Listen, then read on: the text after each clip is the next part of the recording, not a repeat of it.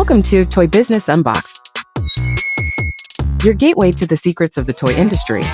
Here, Jason Shea, a toy entrepreneur and expert in the field. Every product we develop is really inspired by some of the real life experience that we have with our son. 60% of all toys last year were sold on Amazon, which is incredible. Be passionate about it because it's a road, it's a journey. Like when you have an idea that you think is like gonna somewhat like change the world, make things better, I'd say go for it. We'll guide you through the enchanting world of toy design, marketing, and manufacturing. Now let the unboxing begin. Welcome back to another episode of Toy Business Unboxed podcast. Today we sit down with Douglas, a father, entrepreneur, a professor, and a founder of Jumping Hi-Fi Games. With over 20 years of experience building businesses, mentoring youth, and also teaching the next generation of entrepreneurs, Douglas really show and share how he's designing a life of purpose, play, and impact. From launching global design platform to creating more than 20 different games with his game companies. He really have a very diverse background in all walk of different businesses. So thank you so much for joining us on the podcast today, Douglas. Thank you so much for having me, Jason. So first off, let's just start again on your journey so far in your entrepreneurship. I know you started many different businesses over your entrepreneurial career, and if you can share, how do you started the board game companies, and how is that related to your teaching career? Yeah, we discussed this a little bit, but it was funny. I kind of had this epiphany where it was like I started my road to becoming an educator and started Jumping High Five in the same time. So back 10 years ago when I was doing my master's degree, my goal was really to be an educator, to teach at the college level. And when I went into this program, it was through the University of Victoria. It was sick. It was a super fun program. It was called the Masters of Global Business. And I got to do a semester in Victoria, a semester in the south of France, and the semester in Seoul, Korea. Oh, wow. Okay. Which was really fun. But then at the end of it, you're supposed to do a 6-month work internship. And I didn't want to do a work internship. So one of the options was you could do an entrepreneurial project. Yeah. And for me, being like a little bit of a growth hacker, I was like, perfect. I have a lot of businesses that I've started. I'll just plug one of those in and I won't have to do anything. I can just go back, and become an educator and skip the internship. Yeah. What was a little bit short-sighted of me was that I had given them my entire resume that included all of my businesses. And so it had to be a new business. Okay. Yeah. Okay. Yeah. So I thought of a product. I put it onto Kickstarter. It was really the beginning of Jumping High Five Games. I didn't think it was going to be a business. I really just thought it was a way to get me through the 6-month internship. Yeah. The first product we had discussed a little bit was called Language Playing Cards. It was really, really simple. It was a deck of normal playing cards. I think I paid about 30 cents a deck, but we designed the cards to have the 52 most useful Spanish phrases while you're traveling. And so the idea was language playing cards, learn the most important phrases while you're traveling or while playing your favorite card game. And so I kind of put that up onto Kickstarter, hoping that it would be the start and that it would get me past that internship. And then I forgot about it. The course load at University of Victoria was actually more than I expected. And then close to Christmas, I had to travel to France. And I got an email from Kickstarter saying, hey, your project is backed. You have, a couple $1,000s in sales. And I was like, oh man, I have to actually produce these cards. Like we had only produced a picture of cards. I had no idea of what the production process would look like. Shipping was a nightmare. There was so many things that I had to learn. And that was 3 semesters before I went to school in the south of France. So that's where we started. I see. Yeah, that's a very It was trying not to do too much work is how Jumping High Five kind of started. Yeah. And you have created so many different games over the year as well. And do you, I mean, out of all the multiple different businesses that you have, which one do you enjoy the most? Oh, it's the Jumping High Five game, the business for sure, right? Like I used to play squash. I'm not playing squash anymore, but when I did play squash, there's a daycare that's right next to where my squash court is, and they call me Dinosaur Doug. And it's because I donate a lot of our children's games to them.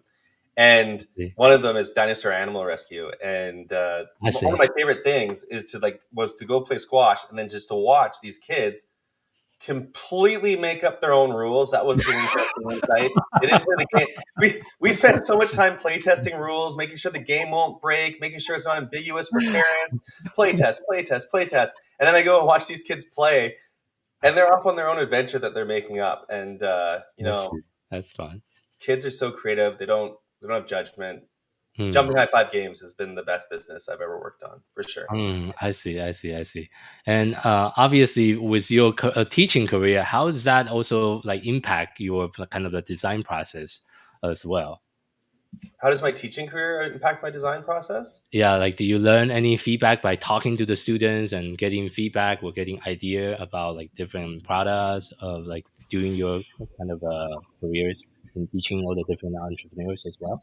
Yeah, well, I do bring the Jumping High Five game examples into the classroom, and I think that they enjoy the practicality. Like it's a business that's easy to understand. Yeah. For example, like you were saying, like before, that it was so important to take action, right? Yeah. Before when we were on the last live stream, right? Yeah. And taking action is so important. And I have this great example where for one of our best sellers is, again, it's the baby dinosaur rescue. I showed the students my initial drawing, me taking action. I am not an artist. I cannot create this level of graphic design. It's not in me. Yeah. And I showed them this amazing drawing, which is chicken scratch. It doesn't look like dinosaurs. The dinosaurs look like people, but I can tell the story. And then I show how I give that to my wife. And my wife colors in a better version that makes it look like something actually competitive. And then we pass it on to our actual designer that can make it look professional grade. And I think there's lots of lessons and lots of feedback in the process, allowing students to see that like it's not waiting for everything to be perfect. It's just writing down your ideas, taking action, learning as you go. And so like that was our founding story with the language playing cards. And it's also great lessons to bring into the classroom. With the game that we're going to be launching, Escape Comics, that's their favorite, because who doesn't want to see an alien killing their teacher and coming out of their stomach? Right? Okay. So there's lots of ways to bring practical examples where I think it's also important that for my students to see that work doesn't have to be draining. It can be exciting. It can be creative. It Could be fun too. Yeah. Okay. I see.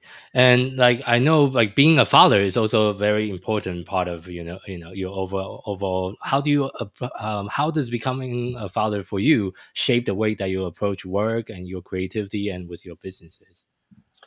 Yeah. So being very competitive, I play lots of sports. I love playing board games for the competition. I'm optimistic because I'm an entrepreneur. So in the past, I've always been thinking about the future. And I was saying that instead of, chasing productivity, I really feel like as a father, I'm chasing presence. And so that's like not thinking too much about the future, not thinking too much about the past, just being there with my family, watching through the eyes of my son, this creative, non-judgment voyage. Like I got to experience, I'm already re-experiencing so many things that I forgot about that I experienced as a child, which is fulfilling. Yeah. And also your value system changes. Like I knew my value system changed as soon as he was born. I was like, this is a biological hack. There's no way I should love this thing that is all gross and bloody and made my wife uncomfortable for 9 months as much as I do right now. And so fatherhood has reshaped my life in so many great ways. It's just another challenging adventure that I've really enjoyed. I'm enjoying. I'm trying to be more present in it. It's a practice. I could say that I'm chasing presence. I really mean I'm chasing it. Like I'm still thinking about the future and trying to leverage my opportunities now to, do things that I want in the future for sure. But the joy can be found in the present, I think. That's very deep. And actually, that's something I continue to struggle with myself as an entrepreneur, because sometimes I'm physically there, but I'm thinking about the business. We're thinking about different projects I'm working on. So it's hard to be emotionally present sometimes, especially with as an entrepreneur with running so many different businesses. Just like you, I run multiple different businesses as well, and the podcast, and all the different things going on. Sometimes it's hard to. I think I just like you're mentioning, we need to constantly remind ourselves to make sure we're actually present, not just physically, but also emotionally, and also really like actually be there for our families and for our loved ones as well. So Yeah. If you enjoy doing difficult things and you enjoy challenges, you can really build up a life of resiliency, which leads to a life of competence. And then once you have a life of competence, I believe and you get a little bit of resources, I think your options open a lot. And so all of that future thinking, all that investment you've made on doing difficult things, right, yeah. starts to leverage up. And so now you're starting to be like, wow, the opportunities that I'm starting to have, or the quality of problems are starting to increase a lot.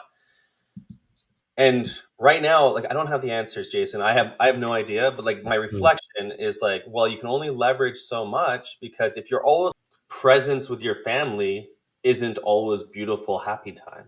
There's lessons to be learned. There's difficult things to be done. And it's really important that my son feels that love and that joy and that discipline that's going to make him a great person that can do great things, right? That's kind of our responsibility. So not trying to like rant about that I have any of the answers, but that's what I'm currently practicing. I'm trying to experience more joy right now and appreciate it. Of course. And I know you have built businesses, create games, and now teaching entrepreneurship. What do you think most school get wrong about preparing students for real life or like for entrepreneurship as well? That's a great question. Education gets crapped on a lot. And so there's a lot of things that we do right in education. But that doesn't mean that I haven't thought about how I would redesign education. I actually think about it a lot. You asked a question in the pre-interview about like what industry you would change, and immediately I was thinking about education. When it comes to education, like, it's interesting because I'm a college professor. And so there's a certain level of prestige that comes with it. It's not like greatly prestigious, but if you compare like college professors with elementary school teachers, we get paid more. Yeah.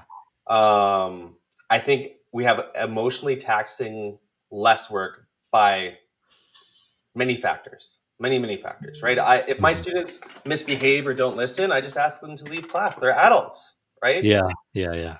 At the same time, I think the value that we create as college professors is just minute compared to our elementary school teachers. And the amount of change that you can actually affect in society by being an elementary school teacher. Now, elementary school, that hasn't changed in a long time. And it's interesting because my kid is going right into kindergarten. And so I'm starting to see the initial lesson plans.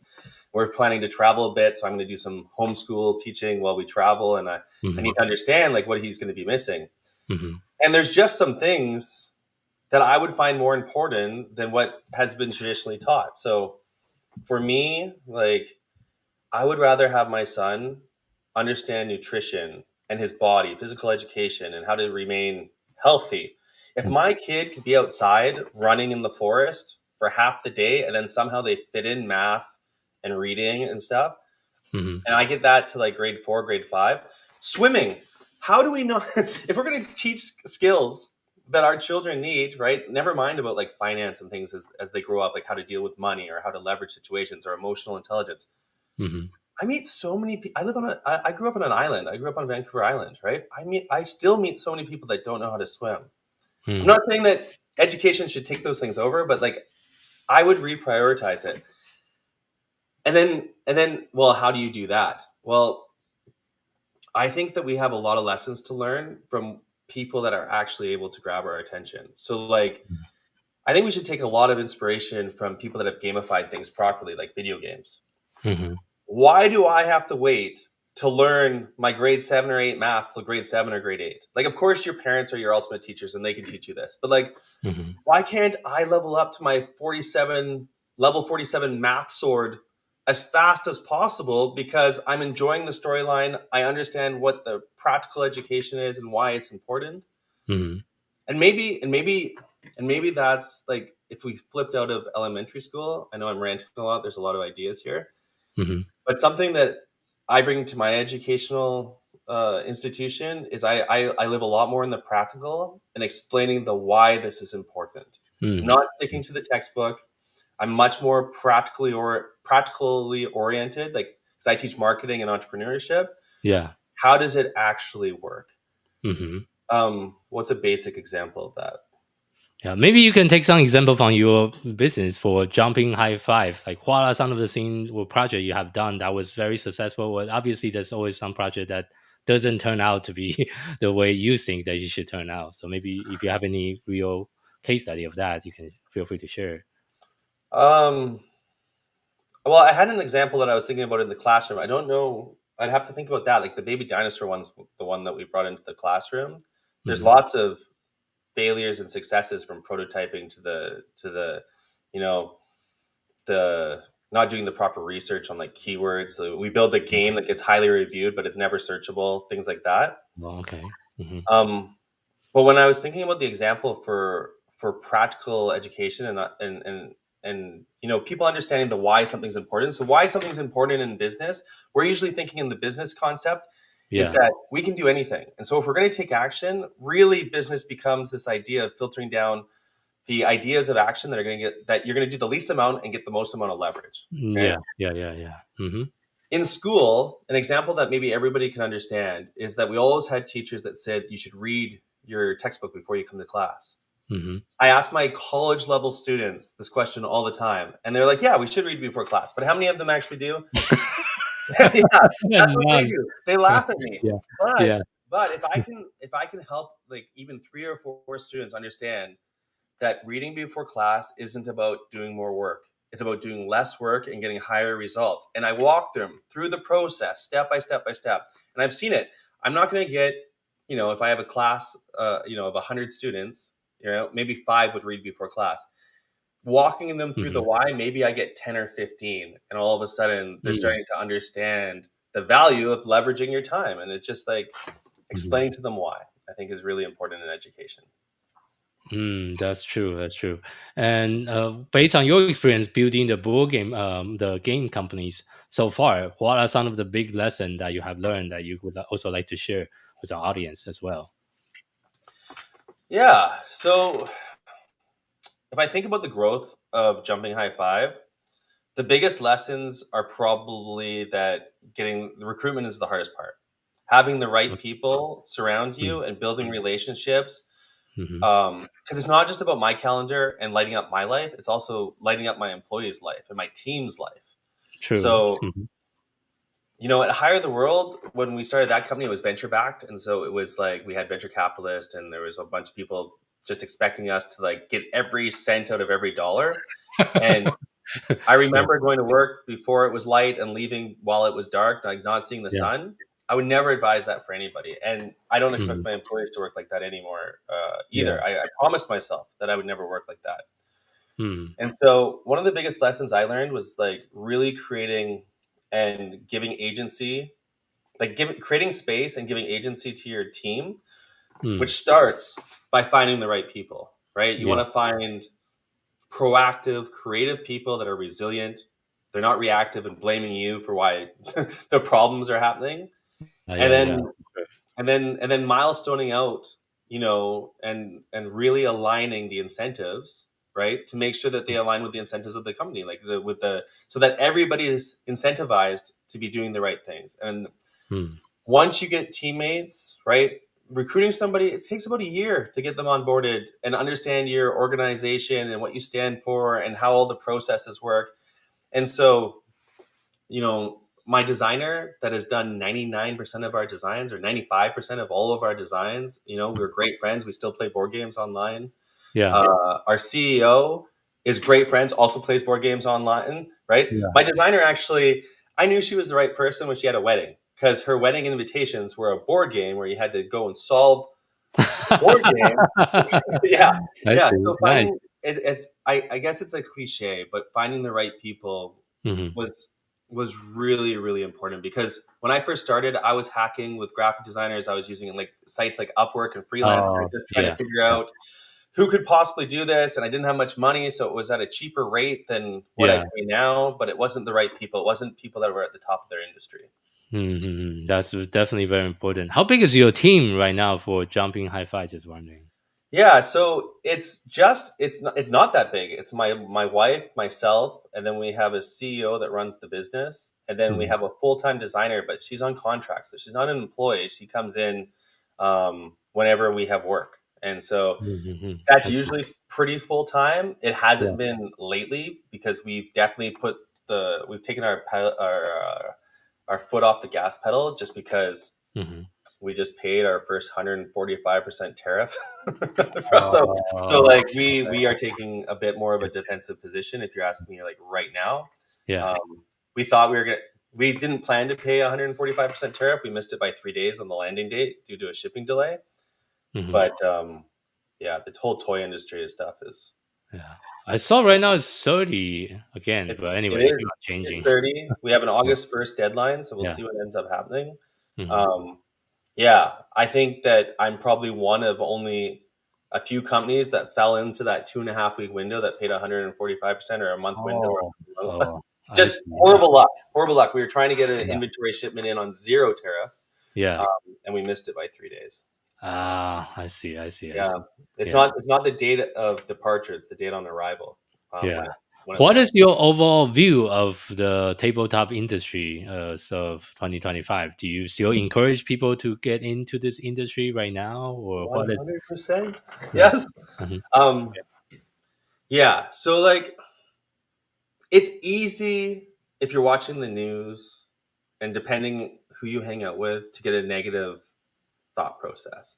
Yeah. I understand this. I see it in my students, right? In Canada, I'm based in Canada. We're changing international student laws. We have a bunch Mhm. of jobless rates, right, for young Mm. people is increasing. Yeah. They're having trouble finding work. Mhm. And I really have to go and I create an entire slide deck on especially in my e-commerce class, just being Yeah. like, we live in a world of abundance. If you watch the news, sure, we can position that everything is getting worse all the time. But if Yeah. you go and look at the macros, if you back up, look at child mortality rates, the average income of people. We just got back from a vacation from Japan and Vietnam. Mhm. Vietnam is where I got engaged 8 years ago. That Mhm. country is doing fantastic. Ho Chi Minh has completely changed since I was there. It was all motorbikes, which was cool, and it was amazing when I was there 8 years ago. There is Yeah. money in that city. Mhm. We went to the malls. We were like, oh, we're gonna try to find some good deals. No, it's the world's flattening out, right? And with that comes great opportunities, and that's no Mhm. different for the board game industry. Yeah, is there problems? For sure. Does anybody want to pay a tariff? No, but with problems comes opportunity, Mhm. comes consolidation. Mhm. If you're willing and to take the jump now, right? Mhm. Hey, I've never had an easier time getting my games manufactured because manufacturing is more slow. And so Yeah. They I don't can have enough train on business. the manufacturing side, Yeah. right? True. And if True. you can make a product that works today, when Mhm. the business side gets better, you're just going to have windfalls. So True. I True. think it's great to start businesses when times are a little bit more difficult. And so, like, if you Mhm. ask me what the overall field looks like, it's a little bit more difficult right now, right? Mhm. We don't have perfect information, but we never had perfect information. It's just a little Mhm. bit less perfect on the daily these days. It's a little bit Yeah, less of predictable. course. So Yeah. I see. Yeah, thank you so much for sharing that. And as looking back into the future, what are some of the things that you have on the horizon? You mentioned about the escape comic as well. If you want to share a little bit about that game's concept and what are Yes. some of the timeline. So Yes. So our board games for Jumping High Five games are all basically kid games, cooperative games. They're great. yeah, This game, I've been working on it for 8 years with my best friend Evan Duxbury. okay. It is harder than any of my university education to create. Basically, 8 years ago, I we went on see. a trip to Europe. We played our Yeah. first Exit escape game, which is an escape room board game, and we're like, Okay. "This is so much fun. We should try to create something like this." And then we were like, played all the games. We played all of the games that existed. You could do that, 8 years ago, but now there's hundreds and hundreds and hundreds of them. Yeah. And we were like, how can we make the escape game that we would absolutely want to play, right? Like it Mhm. makes sense. It follows a great story, the mechanics ladder together. Mhm. And people that love escape rooms, people that love difficult challenges. Like, yes, you could finish this game in our play test. If you use the hints, you can finish it in like 3 or 4 hours. But the way that I would want to play it is by myself, maybe take 2 or 3 months, don't use the hints, and just kind of immerse yourself in the world. And this allows you to do it because it's logical and ladders. Very interesting. Okay. If you want to check it out, it's going to launch in February. We have a website built for it called escapecomics.org. Okay. And there's a video. So the video I showed to my students with the alien that kills the teacher, and then it shows all the components and on the inside, but it doesn't give away any of the spoilers. Okay. And we're looking at launching February 3rd on Kickstarter. Oh, okay. I see. That sounds like a very exciting project that you have been working on for 8 years. That's a long time for the game. It's my biggest pride and my worst business decision of all time. I think we're almost at $60,000 in development costs, and we'll see if we recoup it. I don't know, but but it's one of those things where, like, if you're going to be in the presence and you're going to be in joy, it's besides my son, it's the proudest thing I've ever built. I see. Okay. Thank you so much for sharing that. And as we're wrapping up today's interview, if you have to share one piece of advice with someone that's about to getting started in the toys or game industry, what would that be? Yeah.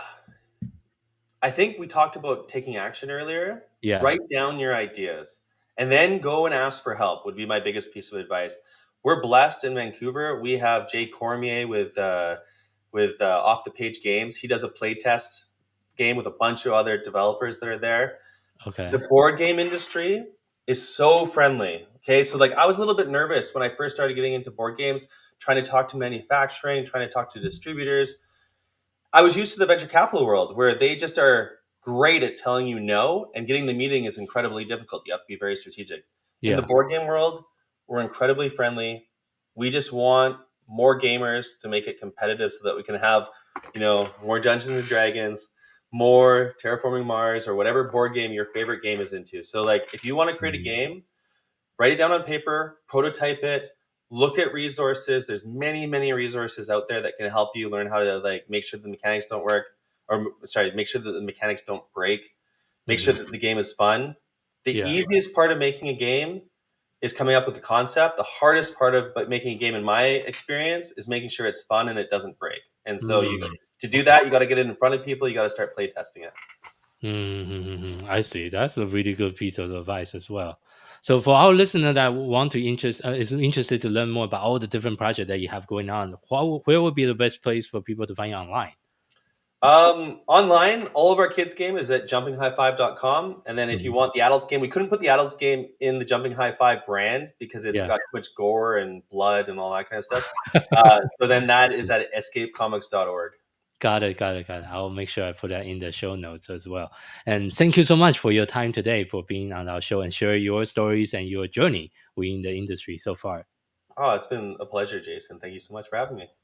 Yeah, same here. And thank you so much for our audience for tuning in to this episode of Toy Business Unboxed podcast. We hope you have enjoyed today's conversation and find it insightful and inspiring. If you like what you have heard, be sure to subscribe to our podcast on your favorite platform so you never miss an episode. We really appreciate your support and would love it if you can leave us a review and share the podcast with your friend and colleague. For more resource tips and the latest update within the toys and game industry, visit our website at toy-launch.com. Join the conversation and connect with us on social media using hashtag Toy Business Unboxed. We'll love to hear your feedback and suggestion for future episodes. Until next time, keep innovating, keep creating, keep bringing joys to toys. This is Jason Shea signing off on the Toy Business Unboxed podcast. We'll see you in the next episode. Thank you so much, everyone.